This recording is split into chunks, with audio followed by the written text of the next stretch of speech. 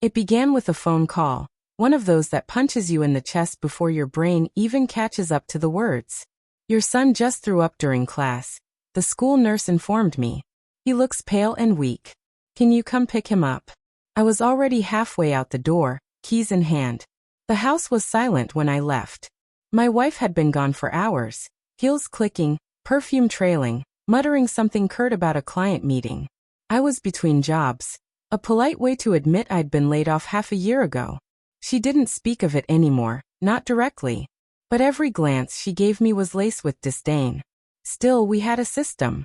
I took care of the drop-offs, the meals, the pickups. She handled the bills. That's what love is, right? A team effort. I called her while rushing to the school. She answered with an exasperated sigh. I'm working, she snapped. You're the one without a job. Deal with it. Then she hung up.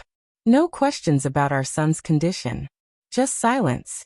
When I pulled into the school parking lot, it wasn't the usual scene. Flashing red and blue lights. Officers. This wasn't a case of food poisoning.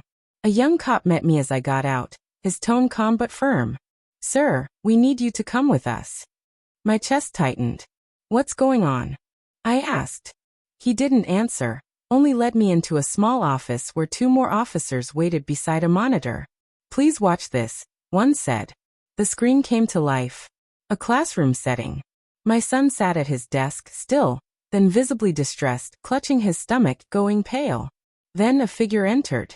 An adult, wearing a long coat, gloves, dark glasses. She kneeled next to him and offered a water bottle. He took a sip. Moments later, he doubled over, vomiting violently. The woman left through a side door. The camera caught only a fleeting side profile as she exited. But I recognized her immediately. The coat, the poise, even the scent I imagined clinging to the screen. It was her. My wife. I couldn't speak. The officer glanced over at me. Do you know who that is? I stayed silent. I needed to be absolutely sure.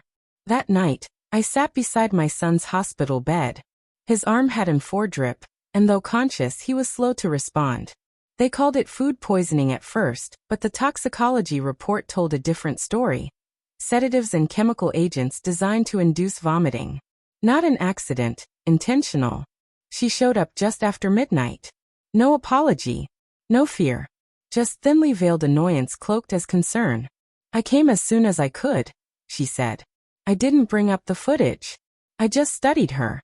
For the first time, I saw her not as my wife, but as something else entirely, cold, manipulative, performative.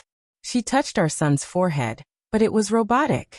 There was no love in her fingertips, only calculation. I waited 4 days. She behaved as though nothing had happened. Smiled at me. Kissed me. Told me she appreciated everything I was doing. I told her the same. Told her I'd do better, be less of a burden. She believed me. That was her mistake. While she slept, I dug through her files. Bank transactions.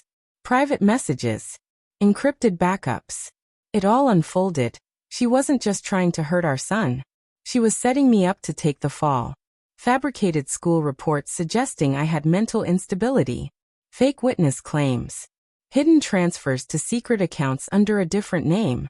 She'd already been in contact with a divorce attorney. Her strategy was simple. Destroy me, take full custody, and walk away clean.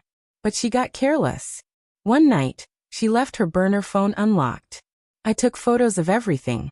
Conversations, voicemails, even a video she sent to a man, her lover, saying, once he's gone, I get full custody.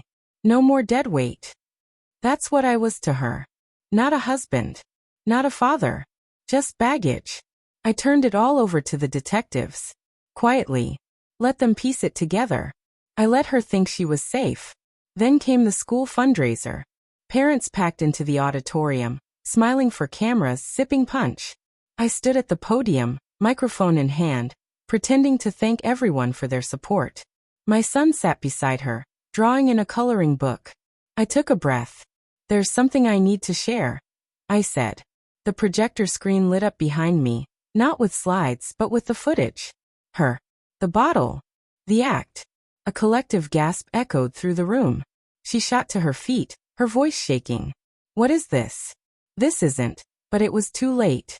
Officers stepped out from the sides and calmly arrested her. No drama. No shouting. Just silence. Her eyes found mine. There were no tears. Just rage.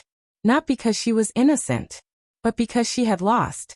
In the aftermath, things grew quiet again. I found work. Nothing fancy, but enough. My son started laughing again. Eating without fear. Sleeping through the night. I never talk about her. Not to friends, not to him. But sometimes I sit on the porch alone with a glass of plain water and replay those words she once said. You're the unemployed one. Handle it. I did. And I hope every day in that cold prison cell reminds her that betrayal cuts deep, but justice cuts cleaner.